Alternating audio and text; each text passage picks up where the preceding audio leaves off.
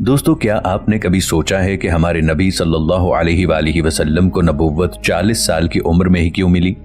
क्यों एक इंसान की 40 दिन की इबादत कबूल नहीं होती जब वो एक घूंट शराब का पी लेता है? हजरत मोहम्मद सल्लल्लाहु अलैहि वआलिहि वसल्लम ने 40 दिन एक गार में इबादत में क्यों गुजारे, जिसके बाद आप सल्लल्लाहु अलैहि वआलिहि वसल्लम ने इस्लाम की तबलीग उस वक्त शुरू की जब उनके मानने वालों की तादाद 40 हो गई। हजरत यूनुस अलैहिस्सलाम 40 दिन तक ही एक मछली के पेट में क्यों रहे? 40 दिन हजरत ईसा अलैहिस्सलाम एक वीरान सहरा में क्यों फिरते रहे? और हजरत मूसा अलैहिस्सलाम ने कोहे सीना पर 40 दिन ही क्यों गुजारे? और क्या आपको मालूम है कि जब आप 40 साल के हो जाएंगे तो तब आप में एक बड़ी तब्दीली आएगी? अगर आप भी इस राज को जानना चाहते हैं जो आज तक आपको किसी ने नहीं बताया होगा, तो हमारे साथ रहिएगा।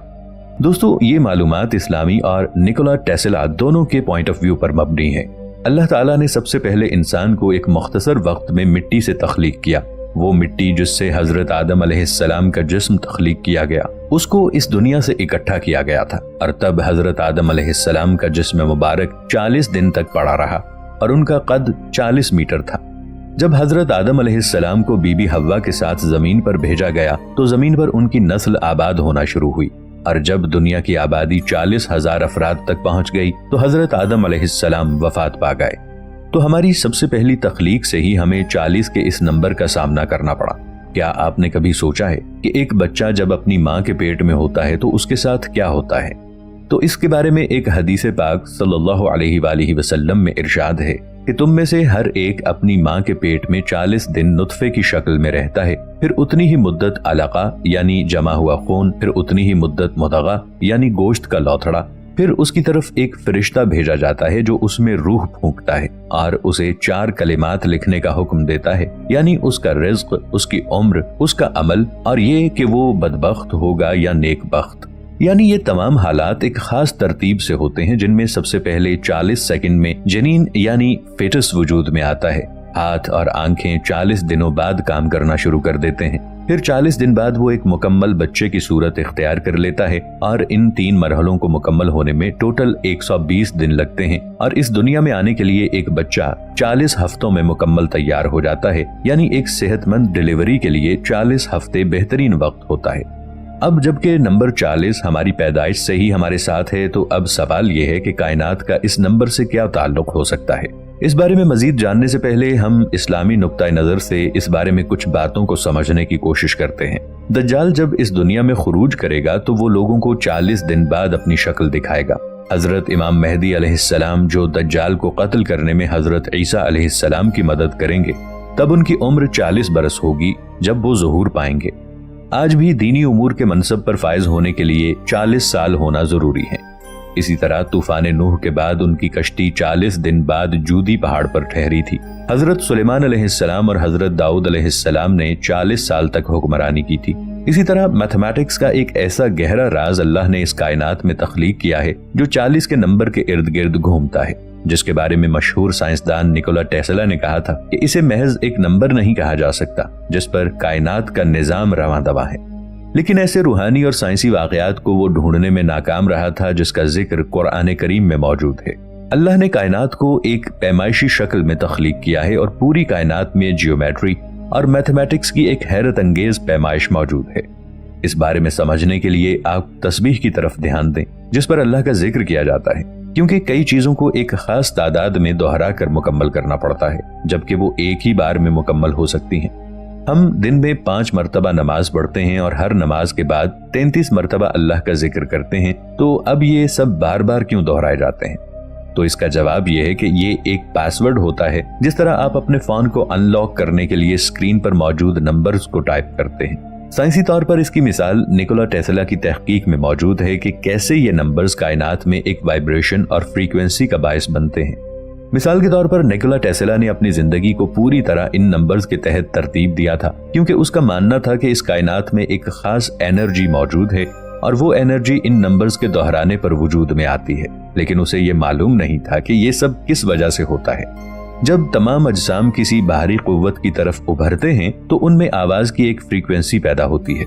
अगर उस बाहरी कुव्वत की वजह से उस फ्रीक्वेंसी की शिद्दत में इजाफा होता है तो एक जिस्म या मादा हिस्सों में टूट जाता है। इसी कानून पर निकोला टेस्ला ने एक ऐसी मशीन इजाद की जो मसनूई तौर पर जलजला पैदा करने की सलाहियत रखती थी, जिसे उसने एक पुल पर आजमाया तो उसने देखा कि उस पर हलचल पैदा हुई और जब उस फ्रीक्वेंसी में इजाफा किया गया तो वो पुल टूट कर नीचे गिर गया।